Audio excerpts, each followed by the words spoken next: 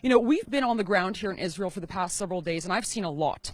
And frankly, this has been one big myth-busting trip. I came here with an open mind, and I thought, I'm open to see anything, to hear from everyone. We've heard a lot of different opinions, do not get me wrong. We've talked to Palestinians, we've talked to pollsters, we've talked to Israeli members of the Knesset, we've talked to journalists, we've talked to people from the right, left, pro-Palestinian, pro-Israel, two-state solution, one-state solution. Hell, there is no solution. Let me tell you some of the things that we found out while we were here. The security wall, it's not a wall. It's a giant fence. Only about 5% of it is a wall. We found that Palestinians can actually freely come into Israel so long as they're not carrying any pipe bombs or explosive vests. They have to go through the sort of security that's akin to essentially going through an airport. You know who can't go the other way? Yeah, it's actually the Jews. It's actually Israelis. They can't go into Zone A. They can't go into the Palestinian, one part of the West Bank. That's according to essentially self-prohibition, but also because they know that if they go in there, there's a very good chance they will die.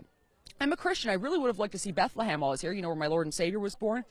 Can't. There's a giant minaret there right now. And actually there are posters all over the place of suicide bombers who are essentially exalted by the populace around now Muslim-controlled Palestinian Bethlehem.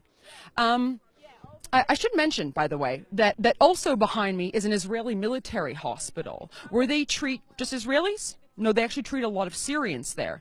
Syrian women who from ages 8 to 80 have been brutally raped by ISIS. I came here believing in the two-state solution. I really did. I am at a point now where I frankly do not. I believe in a one-state solution.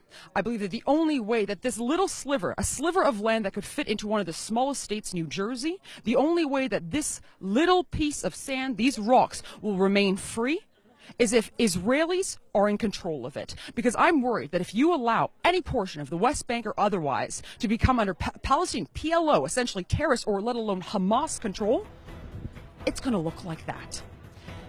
Those are my reflections so far on the ground. Stay with us. We got more of the show after this very short break.